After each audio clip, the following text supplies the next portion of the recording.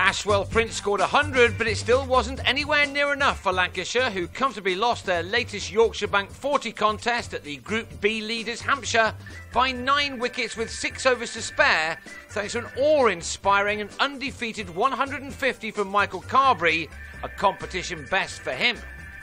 Jimmy Adams won the toss again and again decided to chase and was rewarded with the early wicket of Stephen Moore, who fell to the game's 9th delivery, slicing a drive off Dimitri Mascarenhas to George Bailey.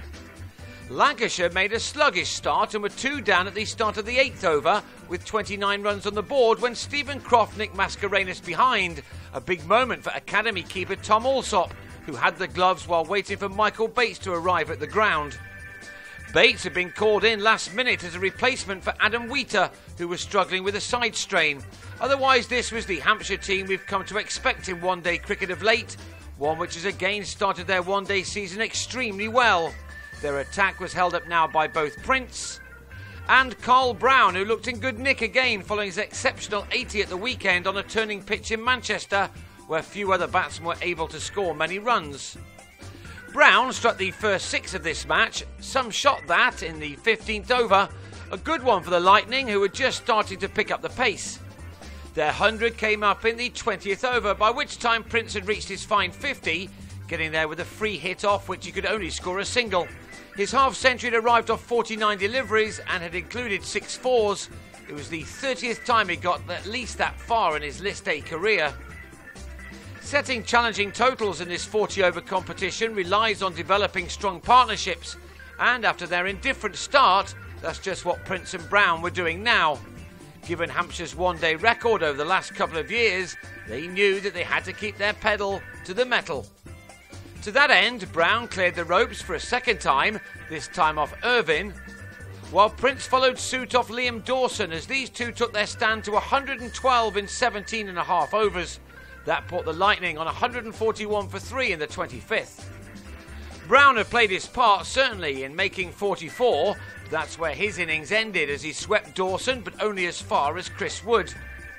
Simon Katich would have been hoping to impress on his return to the Ageas Bowl, but having made a boundaryless 9, he clipped David Griffiths to Adams at mid-wicket. So now Prince's innings became an even more important one, as he approached 3 figures for the 3rd time in one-day cricket. He got there in the 32nd over, by which time Lancashire had reached 185 for 4. Prince had required only 84 balls for his excellent ton, and within that he'd found the boundary 12 times in total, once by clearing it. With 8 overs remaining, he now needed to really push his side on, with a total of around 270 not out of reach. Instead, he was out to the very next ball he faced up to, top-edging a shovel to give Bates a much easier catch than the one his deputy had claimed earlier.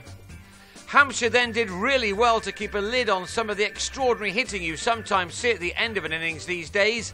Gareth Cross did smash a 6 off Griffiths in the penultimate over, but when he was held at deep extra off the final ball for 36, he'd taken his side only as far as 244 for 6 from their 40 overs, a total the Royals would have fancied chasing down.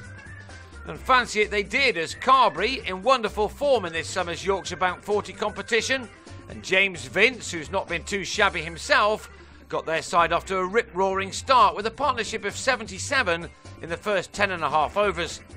Carberry had just failed to make 100 in the weekend win over Durham, Hampshire's 3rd in 4 attempts thus far, and he was soon looking extremely good again. His first maximum came as early as the 4th over with a delightful pick-up off Oliver Newby, while his second in the 8th over, bowled by Wayne White, was so huge that it flew over the stands and out of the Ageas Bowl. Lancashire thought they'd broken through here, but the umpires judged that Carberry had played the ball into the ground first, before it was caught at backward point. Vince played his part in the opening stand, which put Hampshire so far ahead in this match. He helped himself to a 28-ball 25 out of that partnership of 77, which was ended by Kyle Hogg, whose short delivery was pulled by Vince but only as far as Brown. Carberry soon put that dismissal behind him to record his 3rd 50 in 5 innings in the 40-over format this year. He needed just the 36 deliveries to reach it and had struck 6 fours and those 2 massive maximums in that time. He was naturally dominating the scoring at this stage. He didn't do it all alone, however.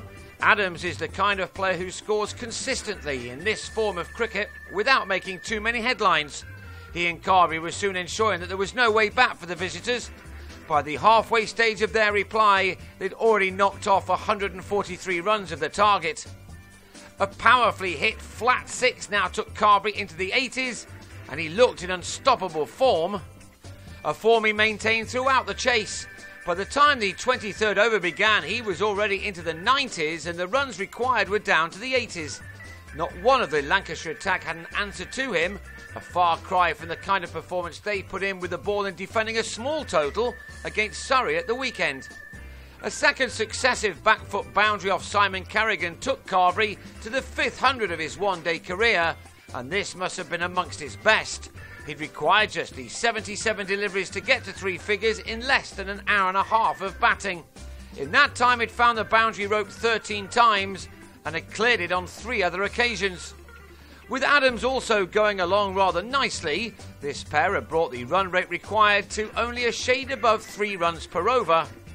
And a simple drive over the top of Stephen Parry carried the Hampshire captain to his third 50 of the one-day summer.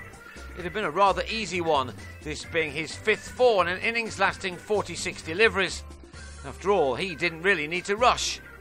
None of the visiting attack got away with any form of economical figures, Hogg being the best by going for only 5 runs per over.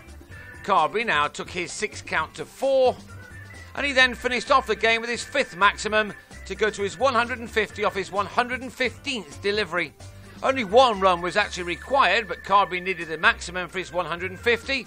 In doing that, he also passed his previous one-day best of 148, made at this ground last summer against Scotland. And this brilliant innings carried his side over the line with 9 wickets and 6 overs left in the bank. Adams made 66 as the Royals scored 250 for 1 in 34 overs for their 4th win in 5 games. That now puts them 4 points clear at the top of Group B, and along with Somerset and Nottinghamshire, they are a side who will be tough to beat too many times this year. These two sides now don the whites for their championship match beginning on Thursday.